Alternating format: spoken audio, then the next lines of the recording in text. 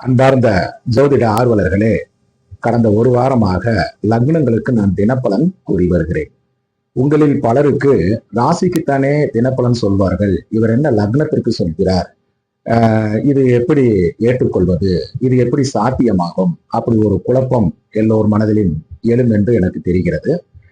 ராசி பலன் ராசியை மையமாக வைத்து சொல்வது, அதோடு கிரகங்களின் கோச்சாரங்களின் அடிப்படையில் தினப்பலன் பொதுவாக கூறுவார்கள். இதுல என்ன வேடிக்கை என்றால், இந்த கிரகமும் எந்த ஒரு கிரகமும் ஒரு நாளில் ராசி மாறுவதில்லை. புதன், சூரியன், சுக்கிரன் போன்றவர்கள் மாதக்கோள்கள், இது அனைவரும் அறிந்த ஒன்று. ஒரு நட்சத்திரம் அவர்கள் மாறுவதற்கு கூட 10 நாட்களுக்கு மேல் ஆகும். ஒரு நட்சத்திர பாதம் மாறுவதற்கு கூட குறைந்தபட்சம் 2 நாட்கள் இருந்து 3 நாட்கள் வரையும் கூட ஆகும். இப்படி இருக்கும் பொழுது தினப்பலன் சொல்வது எப்படி சாத்தியமாகிறது என்று எனக்கு புரியவில்லை.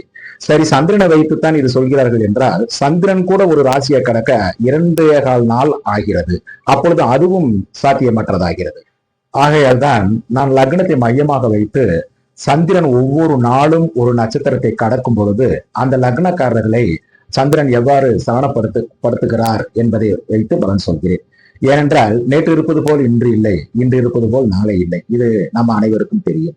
அதிலும் குறிப்பாக முதலீடுகள் செய்து தினசரி தொழில் செய்பவர்களுக்கு இது நிச்சயமாக நன்றாகவே தெரியும். பணிக்கு செல்பவர்களுக்கு கூட ஒரு சிலருக்கு எல்லா நாளும் ஒரே மாதிரியாக இருக்கலாம். ஆனால் ஒவ்வொரு நாளும் தொழில் செய்கிறவர்களுக்கு அப்படி இருக்காது. ஆகையால் இந்த பலன்கள் அவர்களுக்கு மிகவும் உபயோகமாக இருக்கும் என்ற நம்பிக்கையை தான் லக்ன பலன் என்ற அடிப்படையில் சொல்லி வருகிறேன்.